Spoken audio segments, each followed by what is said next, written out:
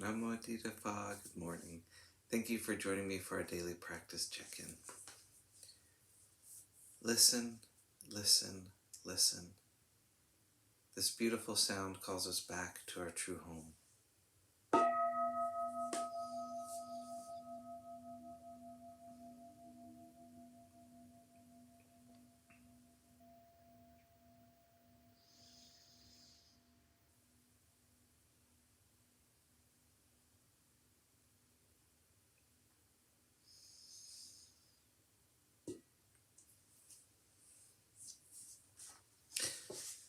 The first mindfulness training.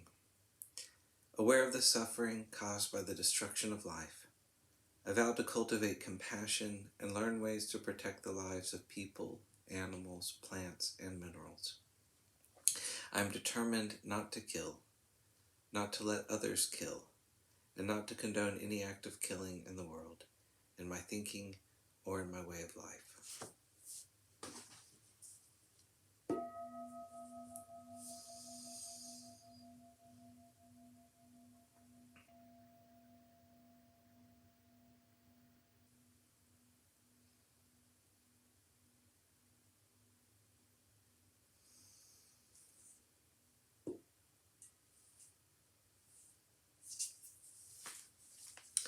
For our Dharma reading today, we're reading the second half of Right Action Guided by Internal Experience by Ajahn Amaro. And this is from Beginning Our Day by the monastics of Abhayagiri Monastery. It's easier to notice at the end of the day, those times when we've had some kind of contentious exchange or have used our speech in an uncontrolled or just obstructive way. On days like those, that's often what's on the mind during the evening sitting. We sit down and suddenly, boom, there it is. That regrettable conversation is replaying itself. These unfortunate episodes arise immediately in the mind, and then quite often, they can occupy the entire sitting. They can keep popping up over and over again. It's not necessary to create a sense of guilt, self-hatred, or self-criticism, but it is helpful when we think, oh, look, this was the action, that is the result. Because this was done, there is that effect. This is the cause, and that is the result. That clear observation of the causality of our experience is the doorway to wisdom, concentration, and clarity. The more clearly we see the effects in meditation of unskillful actions, the more clearly we realize we are simply putting obstacles in our own way and sabotaging our own efforts. Then we ask ourselves, why would I want to do this? Why on earth do I want to mess up my own living space like this? It's as if we're grabbing handfuls of rocks and earth and fistfuls of poison oak and sprinkling them all around the inside of our kutis. Why would I want to do that? What a strange, stupid thing to do. This becomes clear to us.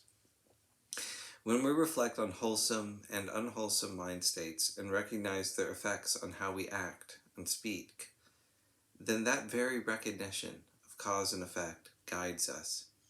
It helps support our efforts to be more restrained in the future. It's not because there's a set of external rules telling us that we should be like this, or because we fear an authority figure who's going to scold us if we do something wrong. We simply see for ourselves that right action supports the cultivation of a pleasant, wholesome abiding, and it allows us to fulfill the purpose for which we came to live at the monastery. Through right action, we are setting the conditions in favor of our purpose, steering our life in a way that supports it. We're simply doing ourselves a favor, which brings blessings into our lives.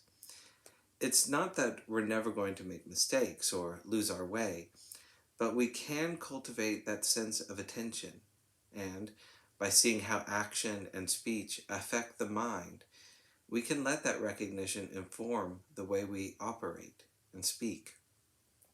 Then later, when we find ourselves being drawn into an unskillful conversation, or getting self-centered, aggressive, or lazy, we can let that experience of recognizing cause and effect guide us.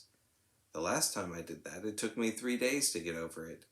It seemed like a good idea at the time, but there was a lot of wreckage left behind after acting in that way. Because of having seen for ourselves the painful effects of unskillful actions, we find ourselves respecting and moving toward restraint, modesty, simplicity, and inner quietude. This is really the best kind of training. Training in terms of being obedient to an external force that has its place, but being obedient to and guided by our own internal experience. That's the kind of training that brings well-grounded, long-lasting results.